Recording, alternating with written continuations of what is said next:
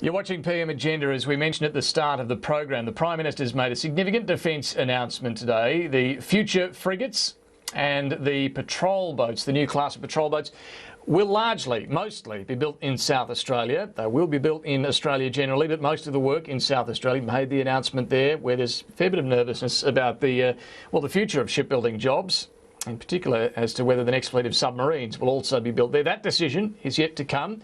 Watching this keenly are a number of Liberals in South Australia in particular, where the government has not been tracking well in the polls. Liberal Senator David Fawcett is with me now. He, in fact, before entering politics, was an officer in the Australian Army and also a commanding officer in the Air Force, and you worked at the Defence Acquisition Organisation as well. Correct. Well credentialed to talk about all of this stuff. I even went through Navy Staff College. Oh, there you go. You tick every service up. Now, let me ask you firstly about today's announcement. This claim that it's never been done before, this continuous build of the frigates and patrol boats. What does that mean? The way Defence has bought equipment in the past is generally what we call a block replacement. So you've had 10 aircraft or ships, you build another 10 aircraft or ships, you have a project that ramps up quickly, build them as cost effectively as you can, shut the project down. What that means is industry ramps up its workforce, so there's lots of cost and risk, low productivity in that, until they finally get themselves sorted out, but then they have to disband. A continuous build means that you back-to-back projects, so that all of that initial investment in the infrastructure, the skills, the production techniques, you can roll from type to type. So your production rate will be lower, but it will extend over a much longer period. Which is great for the workforce. Correct. Is it great for what we need in terms of national security, and is it the most cost efficient? It is. If you look at the RAND report, you'll find that they say that this is the way you actually get your productivity up, your cost per vessel down, and importantly, because you're actually making the build process longer, you're continually updating and evolving the equipment and the systems on the boat. So your mean time between failures extends, your availability to the Navy goes up. So long term, it's great for Navy, they get better availability, it's great for the economy, it's lower cost to taxpayer, and the byproduct, it creates all those jobs. But what if in 10 years' time the Americans come up with a great frigate that is going to blow everything out of the water, literally, that we should buy? Well, the continuous build doesn't mean you build the same type of vessel the whole time. So in this program, we're looking at bringing forward C5000, which is Future Frigate, but we're also looking at the Offshore Patrol Vessel.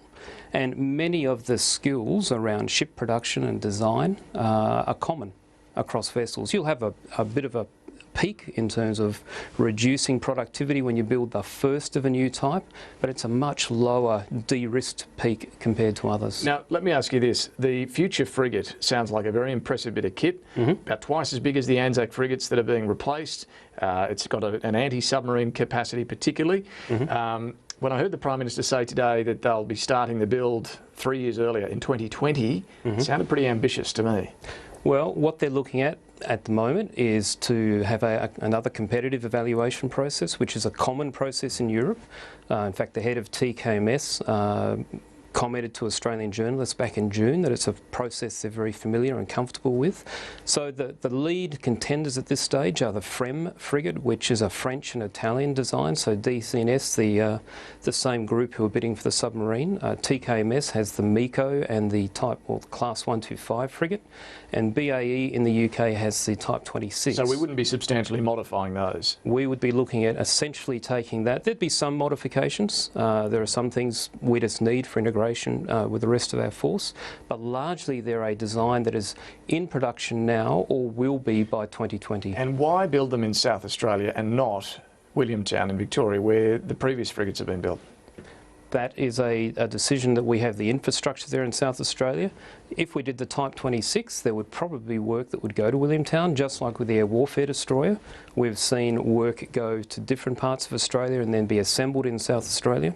But they've got the facilities in Victoria as well. They have. Is this a political decision? It's a decision that says we need to have a sustainable shipbuilding industry, and as something, if you go back to our election commitments in 2013, one of the things then Senator Johnston was talking about was a long-term strategic naval plan, and this is part of that plan. But it's bad luck for the jobs in Victoria, isn't it? Well, one of the things Senator Johnston did was bring forward the tender for the Pacific Patrol boats, and BAE had the opportunity to bid for that, and they chose, literally on the eve that the tenders were closing, to announce they weren't going to bid for that program. So what about the submarines? Now, is this going to be enough to satisfy South Australia, do you think, or do you still need the subs to be built there? It's not about satisfying South Australia, it's about doing the right thing by our Defence Force, getting the capability they need, and as I've said, the cheapest way to both procure and then sustain the ships through its whole life is to have that industry in South Australia. My personal position is that is the same thing stands for submarines. But we have the evaluation process underway at the moment, where we are looking in a competitive fashion at 3 different bids, and that decision will be made at the end of this year as to who our future design partner will be. All right, and you still believe they should be built entirely in South Australia?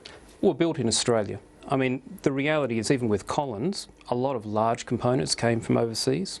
Some of the welding, some of the hull construction was done overseas. I might add, in terms of quality, it was actually the stuff that was done in Sweden that had to be reworked here in Australia. All the welding that was done in Australia has never given us problems.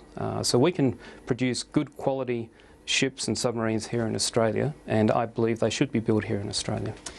Senator David Fawcett, thank you very much for joining us on this afternoon. No doubt we'll talk once we get that submarine announcement as well sometime soon.